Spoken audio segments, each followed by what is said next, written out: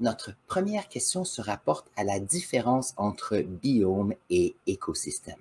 Donc ça, c'est intéressant de penser à la différence et c'est une question de vocabulaire et de géographie. Lorsque l'on parle d'écosystème, on a parlé de ceci plusieurs fois depuis quelques semaines parce que je faisais une unité sur les écosystèmes dans ma classe. Donc un écosystème est un petit endroit où il y a des interactions entre des organismes vivants, que ce soit des plantes, des insectes et autres animaux, une interaction entre le domaine du vivant et le domaine du non-vivant. Donc, c'est avec son environnement, avec les sols, l'eau, ainsi que le soleil, tout ce qui supporte la vie. Ça, c'est ce qu'on appelle un écosystème.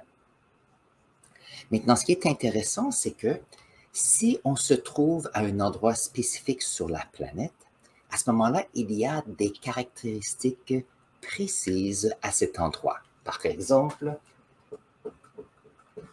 il y a des endroits où la température peut être spécifique. Donc, si on prend l'Amérique du Nord, l'Europe comparée à l'Australie ou à l'ouest de l'Afrique, c'est différent. Il y a aussi la quantité d'eau, parce que la quantité d'eau dicte le type de, comment je pourrais dire, le type d'écosystème que nous pouvons avoir. La qualité des sols est aussi importante, à savoir est-ce qu'il y a des sols disponibles ainsi que s'il peut supporter la vie. S'il y a trop d'eau, ça peut être un problème. Et puis, il y a aussi ce qu'on appelle des barrières géographiques. Donc ici, dans mon dessin, si on regarde, j'ai un écosystème ici et nous avons une chaîne de montagnes ou une montagne. Ça veut dire que cette montagne a des effets sur l'environnement, sur le déplacement atmosphérique. Donc, si on prend par exemple l'Amérique du Nord, sur la côte ouest, nous avons ce qu'on appelle des Rocheuses, c'est une chaîne de montagnes. Et ce qui est intéressant, c'est que à l'ouest de la chaîne de montagnes, nous avons le Pacifique avec l'eau et l'eau, la vapeur, les précipitations qui affectent comment on appelle ça, les environnements sur la côte ouest de l'Amérique du Nord. Donc, si on regarde ici, donc ça, c'est les États-Unis. Nous avons le Canada au nord, donc nous nous retrouvons près de Toronto ici. Donc, l'idée, c'est que nous avons une chaîne de montagnes tout le long de la côte ouest. Et ce qui est intéressant, c'est que les grands vents atmosphériques vont de l'ouest vers l'est. Donc, on a des vents qui arrivent ici sur la côte ouest et on a des environnements qui sont fantastiques où on a d'excellentes précipitations, on a des températures qui sont assez stables toute l'année.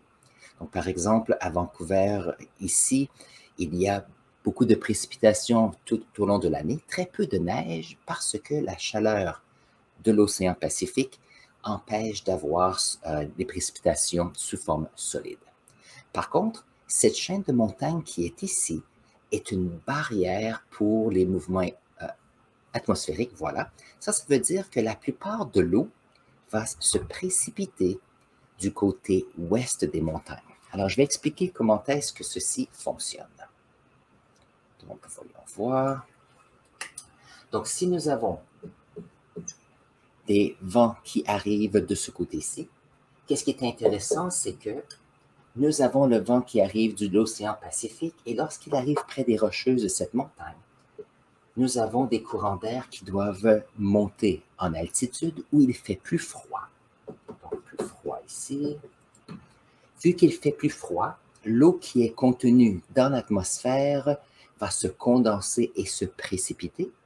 Et chose intéressante, c'est que cette précipitation se retrouve en neige parce que nous avons une température plus froide.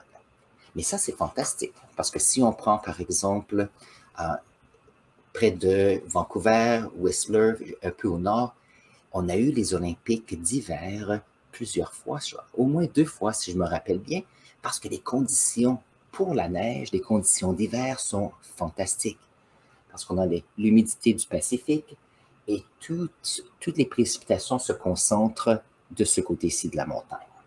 Mais ça veut dire que lorsque le vent passe les montagnes, parce que nous avons des mouvements atmosphériques qui sont globaux, on se retrouve avec de l'atmosphère qui est très sec, avec très peu d'humidité. Et donc, qu'est-ce qui arrive à ce moment-là? C'est qu'on se retrouve ici. Retournons dans notre petite carte. Nous avons ici, dans les prairies au Canada, ainsi que dans le centre des États-Unis, certains endroits qu'on retrouve des environnements désertiques, des environnements qui sont fantastiques pour la culture de certaines céréales. Par contre, on a besoin d'une grande quantité d'eau et c'est souvent de l'eau souterraine qu'on utilise. Donc, la géographie ou les barrières géographiques font une différence. Les températures font une différence aussi qu'on soit vers le sud ici de l'Amérique du Nord, vers le nord. Donc ça veut dire que, oui, si on regarde mon petit dessin, on a des barrières géographiques, on a des écosystèmes qui sont peut-être quelques dizaines de kilomètres carrés, quelquefois ils sont beaucoup plus petits. Mais lorsqu'on se retrouve avec, on reprend un endroit beaucoup, beaucoup plus grand, on regarde, OK, il y a des endroits qui ont comment on pourrait dire ça, qui ont des caractéristiques similaires. Donc, retournons avec la petite carte.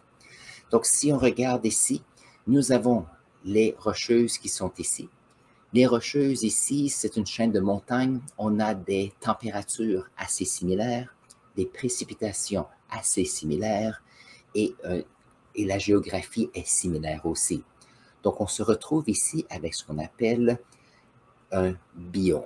C'est un territoire qui est très grand. Par contre, même s'il y a des écosystèmes qui peuvent varier un petit peu, en général, c'est similaire.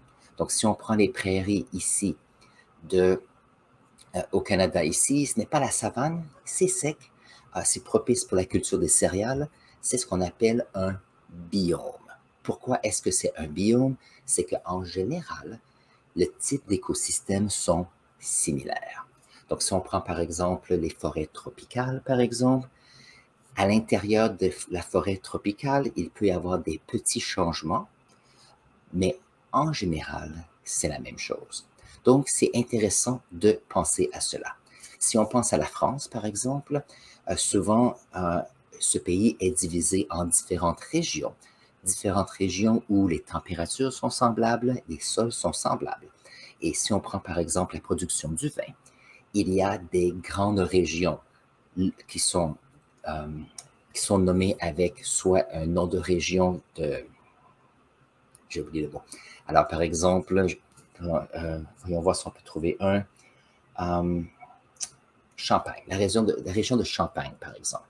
C'est une région spécifique et on a des conditions spécifiques avec un ensemble général sur les écosystèmes. On peut quand même faire des mousseux dans d'autres endroits, mais c'est un endroit spécifique, oui, de géographie, mais qui ont en général une production de raisins à ce moment-là de façon spécifique. Donc, c'est un peu la grande différence entre le mot écosystème, qui se retrouve à petite échelle, quelques kilomètres carrés, dizaines de kilomètres carrés, et lorsqu'on regarde un ensemble d'une région, on va appeler ça un biome. Alors, un biome, c'est un territoire beaucoup plus grand. En ce moment, on se retrouve avec des centaines et des milliers de kilomètres carrés qui ont des environnements similaires. Et ces environnements similaires auront des températures similaires, des précipitations, des qualités de sol qui sont similaires. Et bien sûr, surtout gérées par les barrières géographiques. Donc, c'est intéressant de ce côté-là. Alors, merci d'avoir été ici avec nous aujourd'hui pour cette émission. Je vais vous souhaiter une excellente journée. N'oubliez pas, si vous avez des questions, de les mettre dans les sections commentaires, dans les vidéos que l'on voit. Je suis ici pour répondre à vos questions. Et en attendant, je vais vous diriger ici à une autre vidéo. Vous allez voir, ça va être intéressant. On se voit ici.